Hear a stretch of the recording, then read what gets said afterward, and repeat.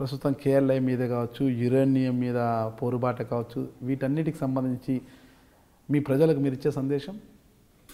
అందరము ఐక్యమత్యంతో మన లక్ష్యం ఒక్కటే కాబట్టి అందరం కలిసికట్టుగా ఎవ్వరికి బెదరకుండా మనం పోరాటం చేద్దాము. ఆ పోరాటంలో నేను మొదట ఉంటాను. నేను ఏ త్యాగం చేయడానికైనా నా నియోజకవర్గ ప్రజల కోసం, నా జిల్లా ప్రజల కోసం నేను సిద్ధంగా ఉంటాను.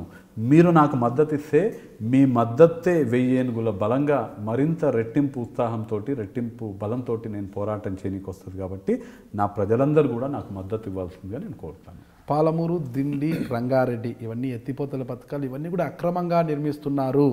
వీటి వల్ల మాకు కృష్ణా జలాలు తగ్గిపోతాయని అవతల తెలుగుదేశం ప్రభుత్వము గగ్గోలు పెడుతోంది. యువతల కేసీఆర్ వెనక్కి తగ్గే ప్రసక్తే లేదు. ఇది రాజశేఖర రెడ్డి హయాంలోనే అనుకున్న అంశము, నిర్మించే తీరుతానని ముందుకు పోతున్నారు. ఇంతకీ అవి అక్రమ ప్రాజెక్టులా, సక్రమ ప్రాజెక్టులా? అంటే అవి ఒక ప్రభుత్వం సక్రమ ప్రాజెక్టులు అంటున్నారు, ఒక ప్రభుత్వం అక్రమ ప్రాజెక్టులు అంటుంది. సెంట్రల్ వాటర్ కమిషన్ నిర్ణయించాలి అక్రమ ప్రాజెక్టులా, సక్రమ ప్రాజెక్టులా అని. నా వరకు నన్ను అడిగితే బరాబర్ మా ప్రాంతానికి రావాల్సినటువంటి ప్రాజెక్టులు సక్రమ ప్రాజెక్టులే అని నేను చెప్తాను. మాకు నీళ్ళు ఇవ్వాలి, మాకు నీళ్లు రావాలి, మా ప్రాజెక్టులన్నీ కూడా సక్రమ ప్రాజెక్టులే, మేము నీళ్లు సాధించి తీరుతామని. ఆ విషయంలో కేసీఆర్కి మద్దతుగా నిలవడానికి కూడా వెనకాడరా? ఖచ్చితంగా కేసీఆర్కి ఈ విషయంలో 100% మద్దతు ఇవ్వడానికి నేను సిద్ధంగా ఉన్నాను. మా ప్రజలందరి తరఫున కూడా నేను ఈ విషయంలో కేసీఆర్ గారికి మద్దతు ఇస్తాను. 2019 ఎన్నికల నాటికి కేసీఆర్ వ్యూహం ఫలించి మరింత బలోపేతం అయ్యారంటే కేసీఆర్ ప్రభుత్వాన్ని గద్దె దించడానికి, ఇతర పార్టీలతో జత కట్టడానికి మీరు సిద్ధంగా ఉంటారా? అంశాల వారీగా మేము ప్రజల కోసం పనిచేసే ఏ పార్టీతో అయినా జత కట్టడానికి మేము సిద్ధంగా ఉంటాము. అయితే కాంగ్రెస్ పార్టీ అదే ఇప్పుడు నేను చెప్పింది నా వ్యక్తిగత అభిప్రాయం. బట్ కాంగ్రెస్ పార్టీ నిర్ణయం తీసుకోవాలి. జాతీయ పార్టీ కాబట్టి మా కాంగ్రెస్ పార్టీలో నా అభిప్రాయం నా పార్టీ ప్లాట్ఫామ్లో నేను చెప్తాను. కేసీఆర్కి వ్యతిరేకంగా ప్రజల కోసం పనిచేసే, ప్రజల కోసం పోరాటం చేసే ఏ భావస్వరూప పార్టీలతో అయినా కానీ అంశాల వారీగా మనం మద్దతు ఇద్దాము, తీసుకుందామని నా అభిప్రాయం నా పార్టీ ప్లాట్ఫామ్లో చెప్తాను.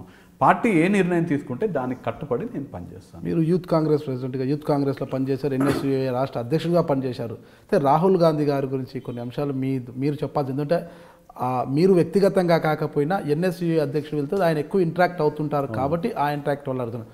రాహుల్ గాంధీని ప్రతి ఒక్కరు కూడా, అంటే తెలుగుదేశం వారు కావచ్చు, టీఆర్ఎస్ వారు కావచ్చు, కొంతమంది కూడా మొద్దబ్బాయి అంటుంటారు. ఎందుకు అలా అంటారు? అంటే రాహుల్ గాంధీ గారి గురించి తెలియనటువంటి వారు, రాహుల్ గాంధీ గారితో పరిచయం లేనటువంటి వారు, వారి వ్యక్తిత్వం తెలియనటువంటి వారు రాహుల్ గాంధీ గారి పైన అలాంటి ఆరోపణలు చేస్తారు. రాహుల్ గాంధీ గారు నీతి నిజాయితీతో ఉన్నటువంటి వ్యక్తి, చాలా కమిటెడ్గా ఉంటారు, చాలా నిజాయితీతో ఉంటారు. రాహుల్ గాంధీ గారి గురించి తెలిసిన తర్వాత నాయకుడు అంటే ఎట్లుండాలి అంటే రాహుల్ గాంధీ గారి లాగా ఉండాలని అభిప్రాయం ప్రతి ఒక్కరు కూడా కలుగుతుంది. ఎలా నాయకుడు అంటే ఎలా ఉండాలంటే నాయకత్వ లక్షణాలు ఏమున్నాయంటారు? నిజాయితీగా ఉంటాడు, అబద్ధాలు ఏవి కూడా చెప్పాడు, ప్రజల కోసం ఏది చేయనికైనా సిద్ధంగా ఉంటాడు.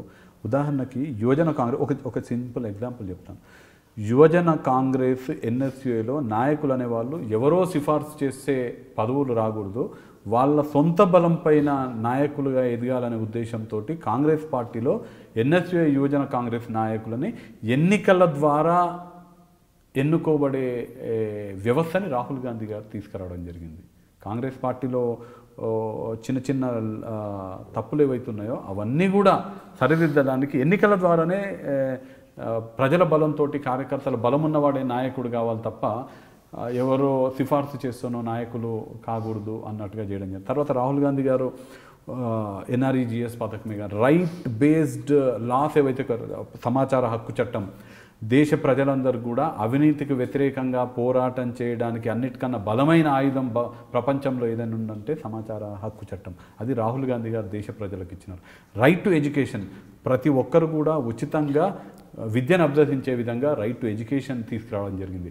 ప్రతి ఒక్కరు కూడా ప్రతి ఒక్కరికి పని కల్పించాలనే ఉద్దేశంతో జాతీయ ఉపాధి హామీ పథకం రాహుల్ గాంధీ గారు తీసుకురావడం జరిగింది. ఫుడ్ సెక్యూరిటీ యాక్ట్ తీసుకురావడం జరిగింది. నీ కడు పేదరికంలో ఉన్నవాడు కూడా 3 పూటల అన్నం తినేటట్టుగా చట్టమే రూపొందించాలి, అది ఒక హక్కుగా పేదవాడికి ఉండాలని ఫుడ్ సెక్యూరిటీ చట్టం తీసుకురావడం. ఇంత పేద ప్రజల గురించి ఆలోచించే నాయకత్వ లక్షణాలు ఉన్నటువంటి వ్యక్తి రాహుల్ గాంధీ గారు. ఆయన మొద్దబ్బాయి కాదు, ఇంటెలిజెంట్ అంటారు. ఈరోజు అంటే ఒక వ్యక్తి మీద ఒక అభిప్రాయం క్రియేట్ చేయడానికి కొన్ని రాజకీయ పార్టీలు సోషల్ మీడియాలో కానివ్వండి, ఇతర ప్రచార సాధనాల్లో కానివ్వండి ఆ ప్రయత్నం చేస్తున్న, ఆ ప్రయత్నంలో భాగంగానే ఇలాంటి అభిప్రాయాలు కొన్ని క్రియేట్ అవుతున్నాయి. నమస్తే, this is Challa Vamshichand Reddy, legislator from Kalwakurthy assembly constituency, Telangana state. Please do watch my live interview with Mr. Nagaraju only on iDream News. Thank you.